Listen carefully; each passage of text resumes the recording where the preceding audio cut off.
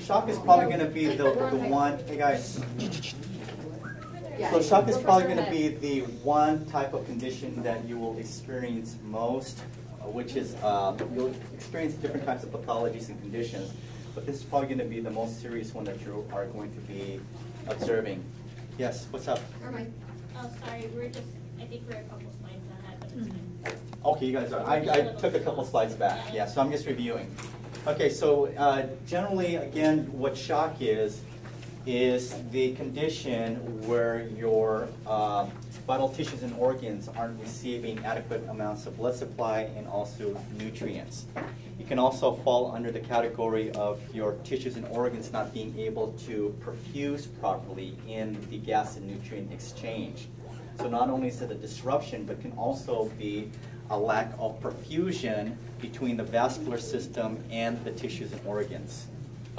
Okay, does that make sense? Mm-hmm. All right, so as we had said last week, there are various types of shock. Again, shock is shock. It all depends on where it originates.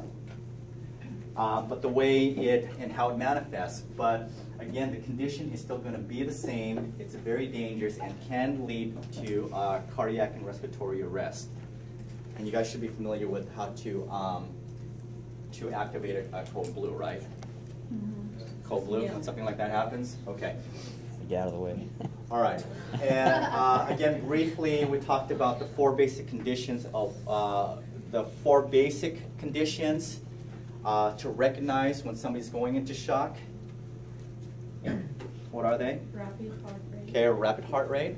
Decrease. Okay, drop in blood pressure. Decrease heart rate. Increase in respiration, and then one more. Decrease in urine output. Okay, and decrease in urine output. Hey. Hi, go ahead. How are you? Everybody pass? Yes. Yes.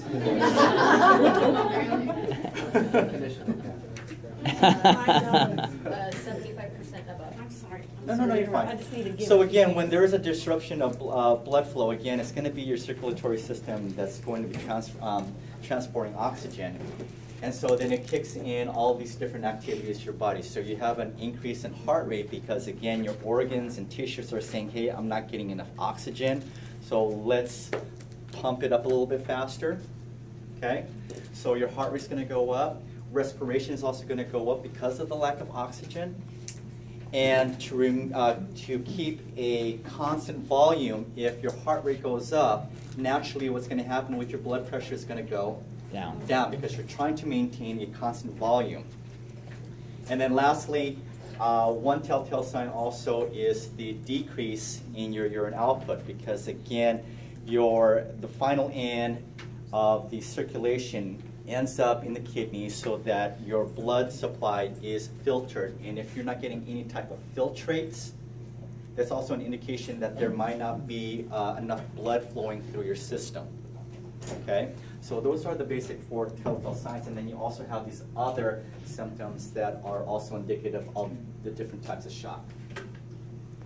All right, so let's just go ahead and let's go over here.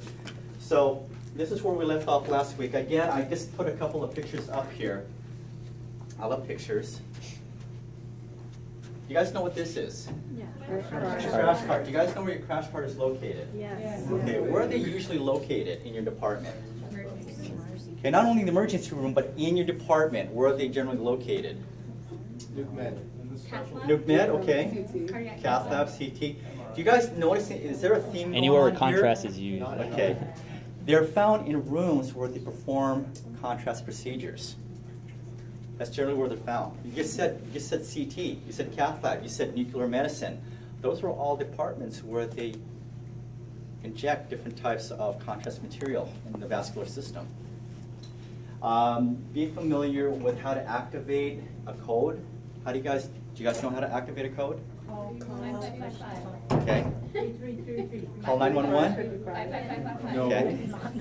Okay. Okay. So it's again, it's going to be a series of numbers that you dial. It's going to be a series of numbers that you dial. It can be a push button, a pull cord, or what I'd like to do is I just open up the door and I call for a code down the hallway.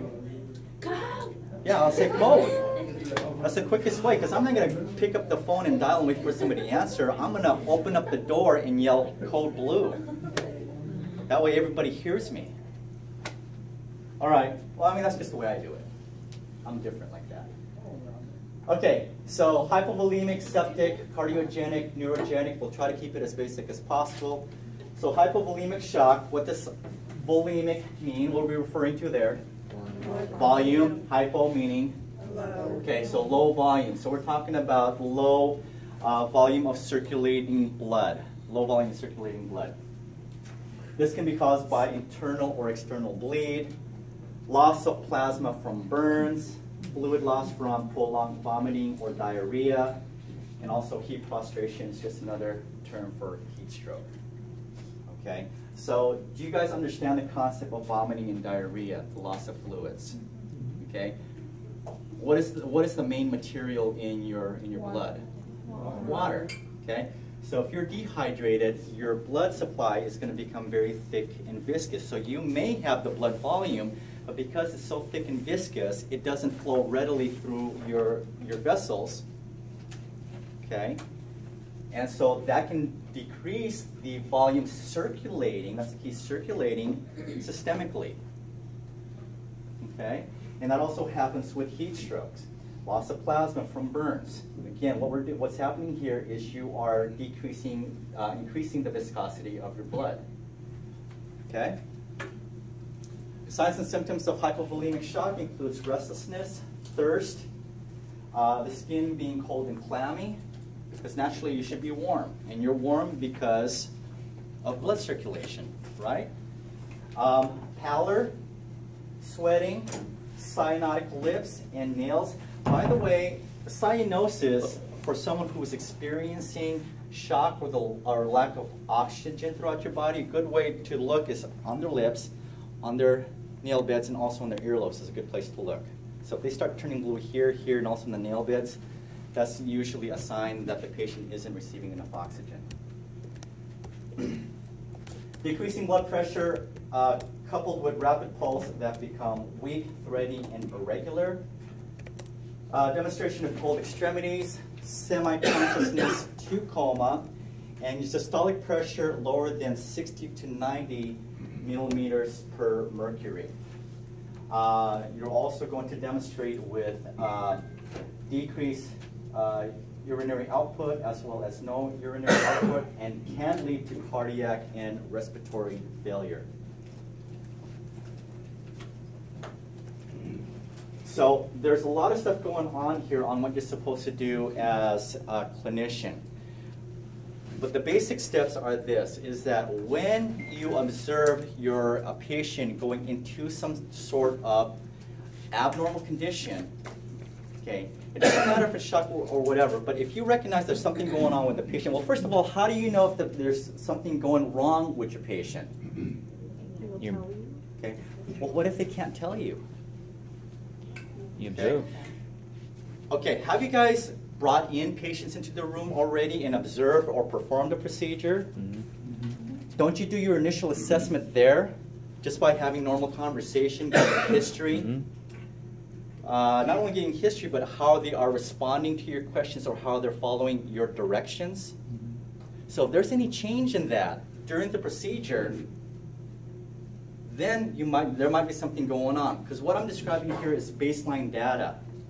It's going to be your initial assessment. You know how your patient is the first time they are presented to you, and if there's any changes from your initial assessment, that could be a good sign that there might be something going on. Okay? So when you notice any of these changes, now going back to shock, you need to first of all stop what you're doing, because I'm about to ruin. Damn. Image on the sounds that you're used to. And they laugh at it. Okay? So stop what you're doing. Get down, okay? Dr. F. See, I lost my frame of thought. Because I'm about to dance. Okay. Okay, so stop what you're doing. Call for help. And what do I mean by call for help? Call your code. Okay, scream down the hallway. Draw some attention. Get some help. It's better to err on, if it's not real, it's better to err on that. Okay, I'd rather be safe than sorry. I'm not going to wait around to figure out, oh, okay, what are they going on? Hold on, let me get my book out. Let me look at the diagnosis and see if you are going through shock. No, don't do that. Okay? When you recognize something is going wrong, get help immediately. Okay? And let the other clinicians, your doctors and your nurses, determine whether or not this is life-threatening. Okay, so stop what you're doing, call for help. Take vitals every 5 minutes. Guys, writing that down? Okay, take vitals every 5 minutes. Be ready to assist. And I mentioned this last week when I was saying be ready to assist, is that be ready to administer oxygen, be ready to administer drugs. Yes or no? No. No. Okay, we can't administer drugs? Mm-mm. You sure? Well, oxygen. Okay, even oxygen is considered a drug. Mm-hmm. Did you guys know that? You can't be turning on that oxygen tank and putting a nasal cannula on them without the direction of the physician. Mm-hmm. You can't just do that on your own. You have to follow the direction of a physician because oxygen is considered a drug and can cause pathological changes. Yes? Can you push medication if the doctor says to? Could you? No. Okay, you're not supposed to. You're not supposed to. Okay, that's all I'm saying is you're not supposed to. No, but. You're No not buts. supposed to. Have you ever? Be Huh? right? I'm gonna leave it at that. You're not supposed to. Okay. So the drug administration portion of it is going to be on the responsibility or on the shoulder of the physician and the nurse.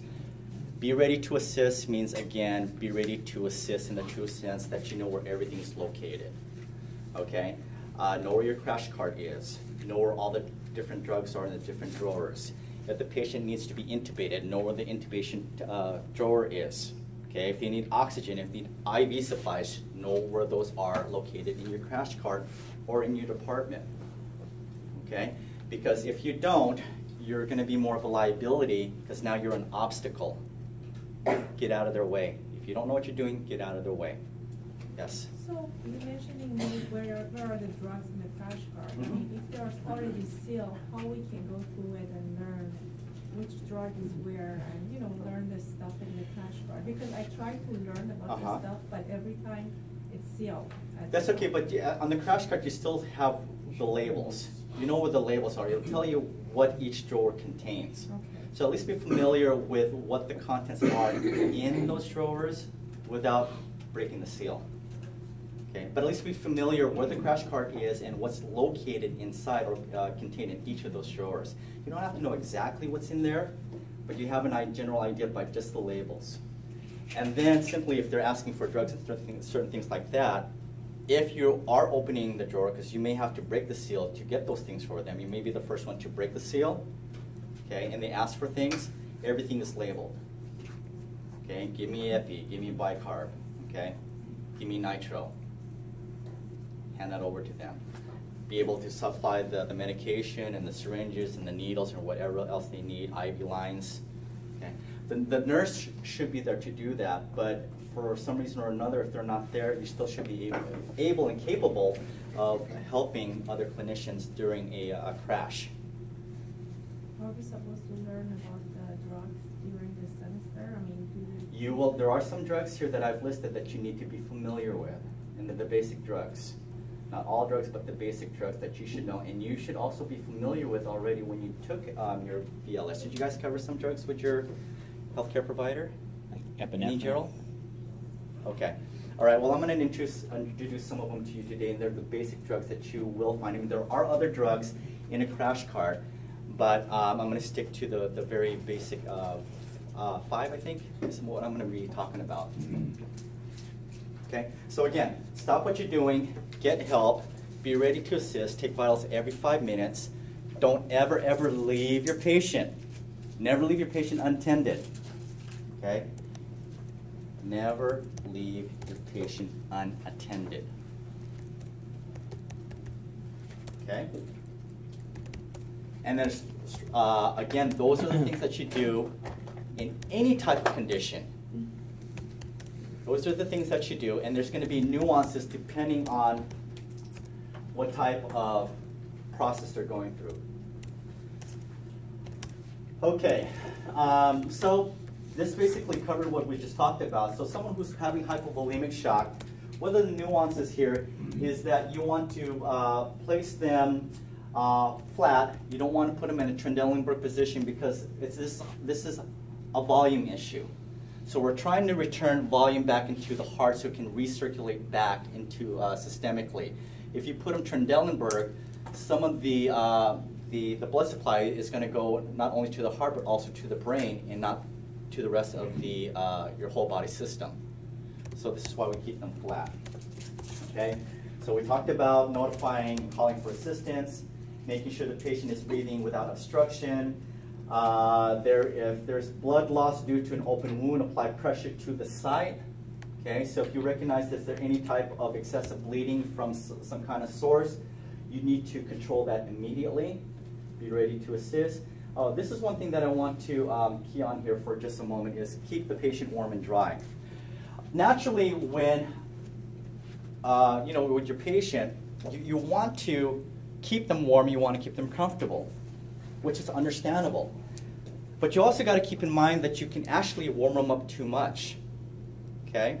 Because if you put too much blankets on them, if you keep them too warm, okay, it's going to use up oxygen.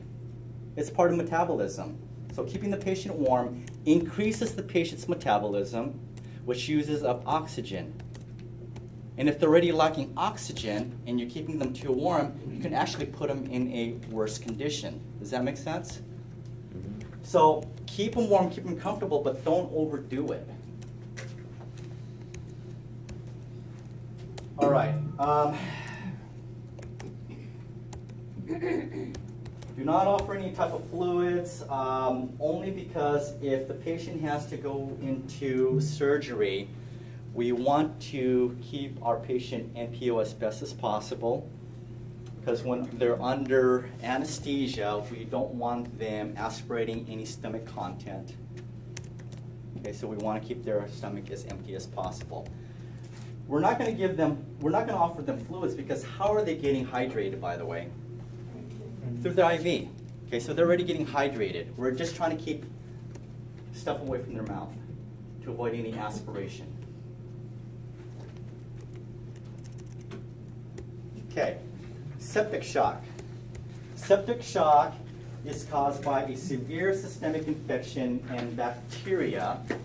When this happens, endotoxins are released. The body begins its immune response by releasing chemicals that increases capillary permeability and vasodilation. So it releases endotoxins, especially to cause your vessels, your veins to dilate. And if they're dilated, where's the blood going? To the periphery. They get stuck in the periphery. Okay, they get stuck in the periphery and they can't come back. Remember, blood return is due to the size of the vessel, constriction, movement. That's what returns blood back into the heart. Remember how we talked about that a couple weeks ago? So if it's dilated, blood cannot be sent back into the heart and they get stuck in the periphery. Okay? So this can lead to shock, and also with septic shock, it's a very dangerous type of condition, and if it's not remedied right away, the chances of this individual dying is pretty high with septic shock. So this is something that needs to be remedied right away. So again, same thing. I don't expect you guys to know what kind of shock it is, but know what shock is. Don't expect you to know how it originates, but you need to know what shock is. Again, your job is to recognize anything that's abnormal, out of the ordinary. Okay? So again, what are you supposed to do if the patient's condition starts to change drastically, immediately in front of you? Stop what you're doing. Stop what you're doing. Get help. Get help. Be ready to assist. Take vitals every 5 minutes. Okay? Do not leave the patient alone. Okay. Cardiogenic shock. So I'm going through the slides pretty quickly because there's a lot of repetition in those slides. I'm going to stick to the very basics. Cardiogenic shock. Cardiogenic shock is caused by the failure of the heart to pump an adequate amount of blood to the vital organs. Okay? Cardio, what is that? Heart. Heart. Genic means Originating from. So this is a condition originating from the heart. So this causes inadequate tissue perfusion. The onset of cardiogenic shock is sudden. It can be caused by an acute myocardial infarction. What's Heart attack. Yeah, it's just a fancy term for heart attack. Cardiac tamponade. You know your heart has different layers, right? All your organs have different layers. You have an outer layer, you have an inner layer, and in between is the space between the two layers, right? So your pericardial sac gets filled with fluid. They're sick. Let's just say they have CHF, congestive heart failure, okay? There's a collection of fluid. So now that sac is collecting with fluid.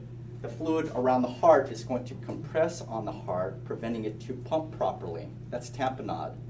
We all know what a tampon is, right? Maybe not everyone. Good point. That's a good point. So that's what's happening, is that it is compressing up against the heart, preventing it to pump properly. Okay? And then a pulmonary embolus, you guys are probably familiar with the acronym PE. Doesn't stand for physical education. Okay? PE.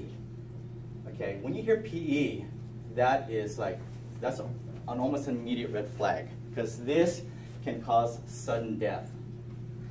Sudden and immediate death is pulmonary embolism, okay? So this refers to a blockage in the pulmonary artery.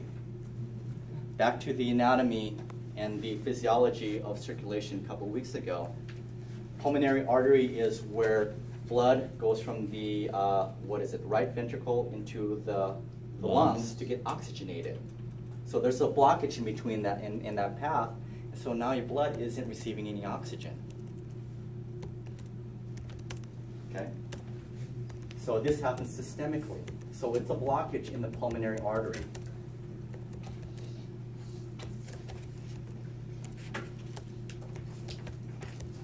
Okay, some of the nuances here with cardiogenic shock is chest pain. Okay, those who are going through myocardial infarction, even with a PE, clutch their chest. Pain may start at the chest, radiate to the left side, and also to their jaw. Some of the other signs and symptoms, we've already talked about this. You will see them rapidly breathing. Their heart rate starts to go up. Blood pressure is going to go down. Let's not talk about urine output yet, but those three things. And if you notice that they are having some difficulty breathing and chest pain, what you want to do is you want to sit them up. You want to sit them up.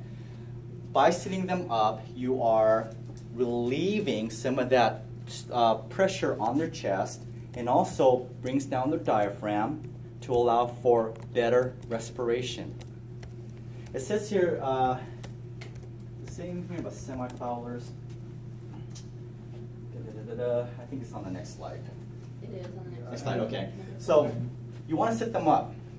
Semi-Fowlers just means not sitting up all the way.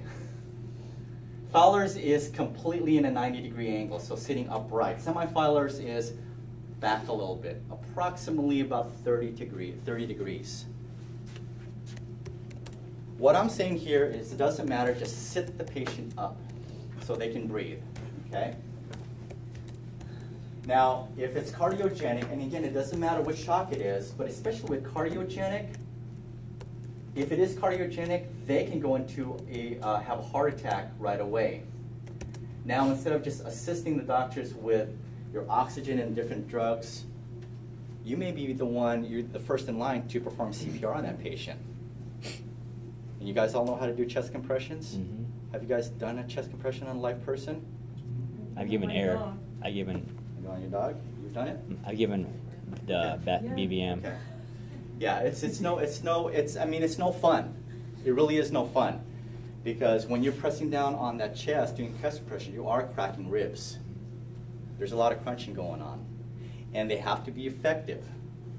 So there have been times where I'm doing CPR, and I know the efficiency of my chest compressions because they're connected to a heart monitor, like an EKG machine. And as I'm pressing on their chest, bless you, you can see that my compression on the EKG is going up like this. And as I'm getting weaker, the signs are weak. And so I'm watching the signs, and that's telling me I need to press harder or I need to let up a little bit. But if you don't have that EKG machine, if they're not on the monitor, you better be consistent on those compressions. Okay? All right. Again, same things that we're talking about, just be ready to assist. Okay. Neurogenic shock. Neurogenic shock occurs when concussion, spinal cord injury, psychic trauma, or spinal anesthesia causes abnormal dilation of the peripheral blood vessels. Neurogenic.